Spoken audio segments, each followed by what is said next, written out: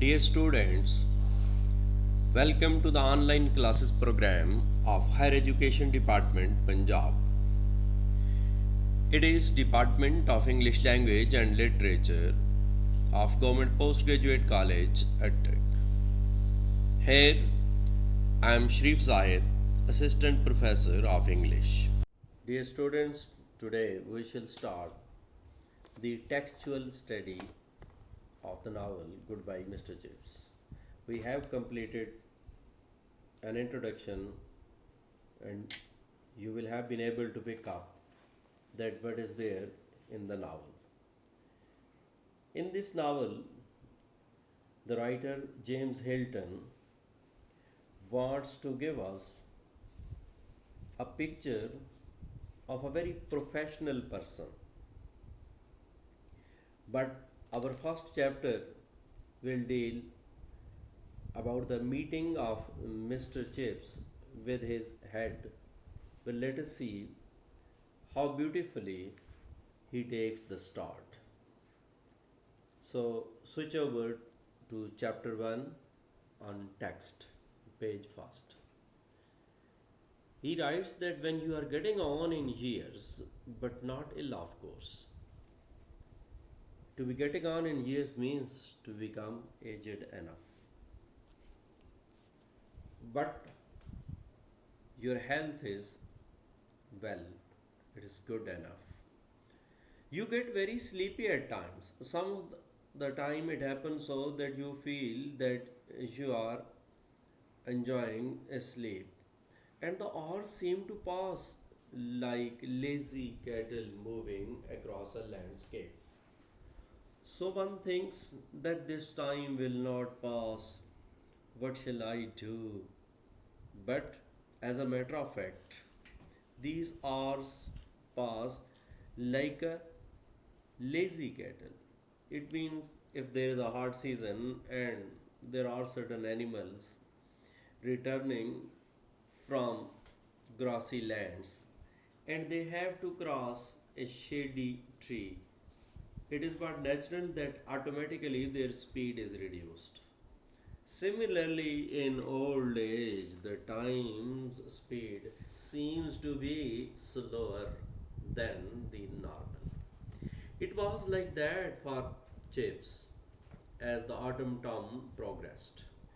So he was having the same feeling when the new term started and the days shortened till it was actually dark enough to light the gas before call before the bell. So the street's lights were now being lighted because it was darkening time. For Chips, like some old sea captain, he is giving a simile over here as the sea captains, when how do they measure their time? Similarly, Mr. Chips used to measure his time. For Mr. Chips still measured time by the signals of the past. It means he was always indulged in the memories of the past. And well, he might. And why not? For he lived at Mrs. Wickett's. During the introduction, we came to know that there was a character whose name is Mrs. Wickett and there was a house where he was living.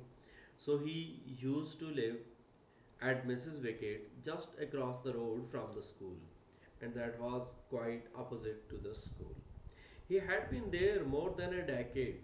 Equal to the time of 10 years, he passed over there, and ever since he finally gave up his mastership, means the finally when he got his retirement from teaching, since then he was residing over there.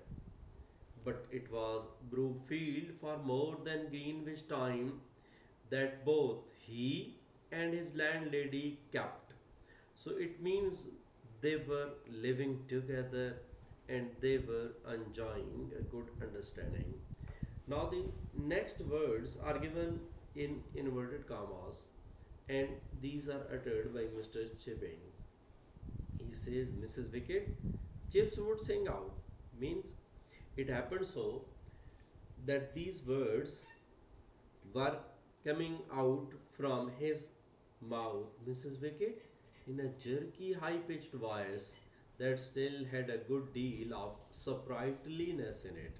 Sprightliness is liveliness. He used to call her Mrs. Wicket. You might bring me a cup of tea before prep, will you? So at the end of the sentence, there is a tag question that will you serve me a cup of tea? The second paragraph also starts with the same sentence when you are getting on in years. In the first opening sentence, we have studied when you are getting on in years. Now, the second one also says same. It means when you are approaching old age. So, when old age is approaching, it is nice to sit by the fire and drink a cup of tea. As in England, it is cold weather, so the people sit before the fire and they enjoy a cup of tea. And then the essential element on behalf of Mr. Chipping was to listen to the school bell. And the school bell is divided. For example, sounding dinner is a different bell, then call over is a different, and prep is a different, and lights out. So these are different types of bell we used to ring, and the students understood them. Chips always wound up the clock after that last bell. The last bell was lights out. So what did Mr. Chips used to do? What was his habit? His habit was to wound up the clock. Wind up, in third form is wound up the clock. Then he put the wire guard in front of the fire as he had to go to sleep. So to avoid any mishap or accident, he used to put wire guard, turned out the gas, so lights off, and carried, sorry, before lights off, he carried a detective novel to bed. He used to study detective novels in which there is a curiosity what may happen. But what a nice habit that rarely did he read more than a page of it. Hardly he has covered one page of that novel. So before sleep came swiftly and peacefully. So there was an attack of sound sleep on him. How? More like a mystic intensifying of perception than any changeful entrance into another world. Means one cannot feel that when did he start studying novel, when did he complete it, and the moment we saw him that he was enjoying a study novel reading, and the next moment we saw that he is enjoying a sound sleep, as it happens with most of the students as well. For his days and nights were equally full of dreaming. The writer is of the view that if he was sleeping, he was dreaming, and if he was awakening, he was equally dreaming, means he was recalling the sweet memories of the past. And now, studying the first sentence of the first paragraph and the first sentence of the second paragraph, then I shall study the first sentence of the third paragraph. When you are getting on in years, but not ill, of course, you get very sleepy at times. The first habit is that one becomes sleepy. Then, when you are getting on in years, it is nice to sit by the fire and drink a cup of tea. The second one is enjoying warm fire and taking tea. And now the third sentence, he was getting on in years. Who is he? Mr. Chips. But not ill, of course. Indeed, as Dr. Merivale said, his family doctor, there was really nothing the matter with him. So these are the words of his doctor given in inverted commas. Oh, my dear fellow, you are fitter than I am. It means you are enjoying a sound sleep. Merivale would say it was his expression while sipping a glass of sherry name of French wine, when he called every fortnight or so. So it was his duty that he used to pay visit after a period of 1 week, maybe fortnight period is equal to 2 weeks. So the same expression is continued, fitter than I am. You are past the age when people get these horrible diseases. So he is consoling him that now no disease will catch you. You are one of the few lucky ones who are going to die a really natural death. Addressing to Mr. Chips, he says that you will not become uh, ill, you will enjoy sound health, and you will definitely meet a natural death. You are one of the few lucky ones who are going to die a really natural death. That is, of course, if you die at all. Cutting a joke, he says that you will not die. Everybody has to die. And if you will die, you are such a remarkable old boy.